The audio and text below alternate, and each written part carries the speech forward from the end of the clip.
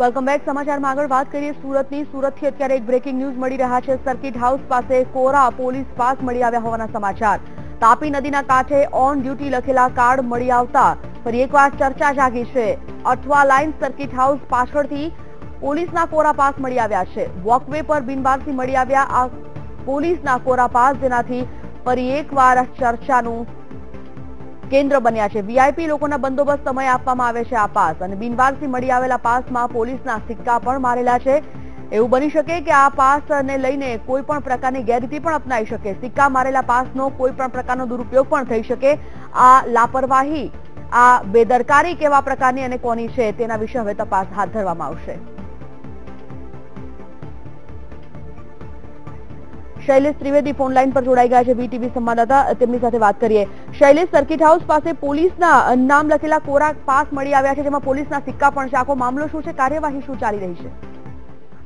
જી, સુરતના સર્કિટ હાઉસની બરાબર પાછળ તાપી નદીના કિનારે આ ડ્યુટી જે પોલીસ કમિશનર દ્વારા પાસ ઇસ્યુ કરાય છે એનો મોટો જથ્થો મળી આવ્યો છે.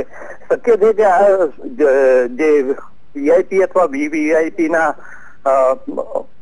આગમન સમયે સુરતના સર્કિટ હાઉસમાં જે વ્યક્તિઓને ડ્યુટી સોંપવામાં આવે છે એ લોકોના આ પાસ હોય, પરંતુ સૌથી ગંભીર બાબત એ છે કે કેટલાક કોરા પાસ પણ અહીંયાથી મળી આવ્યા છે. જો કે આ જૂના પાસ છે, પરંતુ જે હાલતમાં જે સ્થિતિમાં મળી આવ્યા છે એ ખૂબ જ ગંભીર બાબત છે. આજે સવારથી આ અંગે ખૂબ ચર્ચા ચાલી રહી છે. જો કે શહેર પોલીસે આ સમસ્યાને કોઈ ગંભીરતા દાખવી હોય તેવું લાગતું નથી, કારણ કે અત્યારે આપણે ઘટના સ્થળ પર જ છીએ અને અહીંયા મીડિયા સિવાય અન્ય કોઈ પોલીસની ચહલ પહલ દેખાતી નથી. શૈલેષ, આ બેદરકારી પાછળ કોણ કારણભૂત છે? કોઈ બહાર આવ્યું છે ખરી વિગત?